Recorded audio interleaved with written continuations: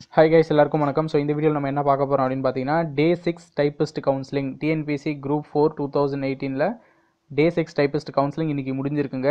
And இன்றைக்கி என்ன நடந்தது அப்படின்னு தான் பார்க்க போகிறோம். அண்ட் ரொம்ப முக்கியமான விஷயம் என்னென்னா, டபுள் ஸ்டார் கொடுத்துட்டாங்க. அதாவது கேட்டகரியை ஹோல்ட் பண்ணி வச்சுட்டாங்க. To be filled next phase of counselling. எது நடக்கூடாதுன்னு எல்லாரும் வேண்டிகிட்டு இருந்தீங்களோ அது இன்றைக்கி நடந்துருச்சு. ஓகேங்களா? ஸோ இதுக்கு மேலே கொஞ்சம் கஷ்டமாக தான் போயிட்டுருக்கோம் நிறைய கேண்டிடேட்ஸுக்கு. ஸோ இன்றைக்கி ஜென்ரலில் பார்க்கும்பொழுது ஒட்டு மொத்தமாக 256 பேர் எடுத்திருக்காங்க. டோட்டலாக க்ரீன் கலரில் இருக்கிறதெல்லாம் இன்றைக்கி வந்து எடுத்திருக்காங்க. இதில் ஜென்ரலில் மட்டும் 14 பேர் எடுத்திருக்காங்க. பேலன்ஸ் இருக்கக்கூடிய 183 வேகன்சிஸை அப்படியே ஹோல்ட் பண்ணிவிட்டு டபுள் ஸ்டார் கொடுத்துறாங்க. To be filled next phase of counselling அப்படின்ட்டு. So second phase of counselling எப்போ கண்டக்ட் பண்ண போகிறாங்களோ அப்போ தான் வந்து இந்த ஜென்ரல் கேட்டகரியை வந்து இவங்க வந்து என்ன பண்ணுவாங்கன்னா ஆட் பண்ணுவாங்க. ஸோ இந்த ஜென்ரல் டர்னில் 183 வேகன்சிஸ் அப்படிங்கிறது சாதாரண வேகன்சிஸ் கிடையாது. ஒரு ஹியூஜ் நம்பர் தான் 183. ஸோ இதுக்கு மேலே வரக்கூடிய நாட்களில் கவுன்சிலிங்கில் பார்த்தீங்க அப்படின்னா எந்தெந்த கம்யூனிட்டியில் வேகன்சிஸ் இருக்கோ அந்த கம்யூனிட்டி ஆட்கள் மட்டும்தான் எடுக்க முடியும்.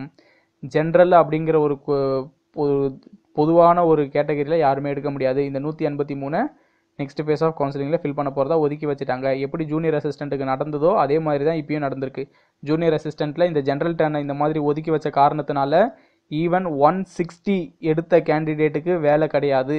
ஆனால் 150 சம்திங்கில் எடுத்த கேண்டிடேட்ஸுக்கு வேலை கிடைச்சிது. ஸோ இதுதான் கம்யூனிட்டிக்கு உள்ள வித்தியாசமும் ஜென்ரல் டர்னில் உள்ள வித்தியாசமும். ஓகேங்களா? ஸோ நீங்கள் பார்த்துருப்பீங்கன்னு நினைக்கிறேன். நான் பார்க்கலன்னா அந்த வீடியோஸ்லாம் பாருங்கள். அந்த கமெண்ட் செக்ஷனை மெயினாக பாருங்கள். ஸோ இன்றைக்கி 256 ஃபில்லாக இருக்குங்க. அந்த நெக்ஸ்ட் பிஎஸ்டிஎம்மை பொறுத்த வரைக்கும் இன்றைக்கி 108 ஃபில்லாக இருக்குது. பிஎஸ்டிஎம்மில் எதுவும் ஹோல்ட் பண்ணல அந்த விதத்தில். பட் ஆனால் பிஎஸ்டிஎம்லையும் எல்லாமே டபுள் டிஜிட்டில் தான் அங்கே இருக்குது. அண்ட் நெக்ஸ்ட் பார்த்திங்க அப்படின்னா ஸ்பெஷல் கேட்டகரியில் டிஸ்ட்ரிபியூட் வீடியோவில் யாருமே இன்றைக்கி எடுக்கல. நெக்ஸ்ட்டு எக்ஸ் சர்வீஸ்மேன் கேட்டகரியில். ஸோ எக்ஸ் சர்வீஸ்மேன் கேட்டகரியில் 21 பேர் இன்றைக்கி எடுத்திருக்காங்க. டே 1ல் ஆரம்பித்து டே 6 வரைக்கும் எக்ஸ் சர்வீஸ்மேன் கேட்டகரியில் நிறைய பேர் இருந்திருக்காங்க, எடுத்துட்டாங்க. எக்ஸ் சர்வீஸ்மேன்லேயும் ஜென்ரலில் 22 வேகன்சிஸ் வந்து டபுள் ஸ்டார் கொடுத்துட்டாங்க. To be filled next phase of counselling. But general turn ex சர்வீஸ்மேனில் 22 இந்த மாதிரி பண்ணது பெரும் பாதிப்பு கொடுக்காதுன்னு நான் நினைக்கிறேன். ஆனால் ஜென்ரல் டர்ன் பொதுவாக இருக்கக்கூடிய அந்த 183 வேகன்சிஸ்ங்கிறது பல பேருக்கு வந்து பாதிப்பை கொடுக்கும். ஓகேங்களா?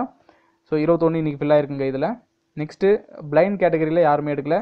அடுத்தது டெஃப் கேட்டகரியில் யாருமே இன்றைக்கி எடுக்கல. அடுத்தது ஆர்த்தோ கேட்டகரியில் 5 பேர் இன்றைக்கி எடுத்திருக்காங்க. ஆர்த்தோ ஆல்மோஸ்ட் முடிகிற நிலமையில் இருக்குங்க. ஸோ நெக்ஸ்ட் எம்யூஎல்டிஎம் மல்டிபிள் டிசபிலிட்டிஸில் யாருமே இன்றைக்கி எடுக்கல, 0. ஸோ ஒட்டு மொத்தமாக 4071 வேகன்சிஸில் பேலன்ஸ் இருக்கக்கூடியது எத்தனை அப்படின்னு பார்த்தீங்கன்னா 2040 தான் பேலன்ஸ் இருக்குது. ஸோ 6 நாள் கவுன்சிலிங் முடிவில் பேலன்ஸ் இருக்கக்கூடிய வேகன்சிஸ் 2040. இந்த 183 வேகன்சிஸ் ஹோல்ட் பண்ணிட்டாங்க அப்படின்னா எந்த கம்யூனிட்டியை சேர்ந்த ஆட்களும் ஜென்ரலில் எடுக்க முடியாது. உங்கள் கம்யூனிட்டியில் வேகன்சிஸ் இருக்கிற வரைக்கும் தான் எடுக்க முடியும். உங்கள் கம்யூனிட்டியில் வேகன்சிஸ் 0 ஆயிடுச்சு அப்படின்னா முடிஞ்சு போச்சு. நீங்கள் என்ன தான் மார்க் எடுத்திருந்தாலும் கிடைக்காதுன்றது தான் நிதர்சனமான உண்மை. ஓகேங்களா? ஸோ இதுக்கப்புறம் ஃபஸ்ட்டு கம் ஃபஸ்ட்டு சர்வ். எப்படின்னா எனக்கு டேட்டு முன்னாடி வந்துடாதா, நான் போயிட மாட்டேனா அப்படிங்கிற கேண்டிடேட்ஸுக்கு மட்டும்தான் இருக்கும். மீதி எல்லாருக்குமே கிடைக்கிறதுக்கான வாய்ப்புகள் இல்லை. இது வந்து நெகட்டிவான ஸ்பீச் அப்படிங்க நீங்கள் நினைக்கிறத பற்றி எதுவும் ப்ராப்ளம் இல்லை.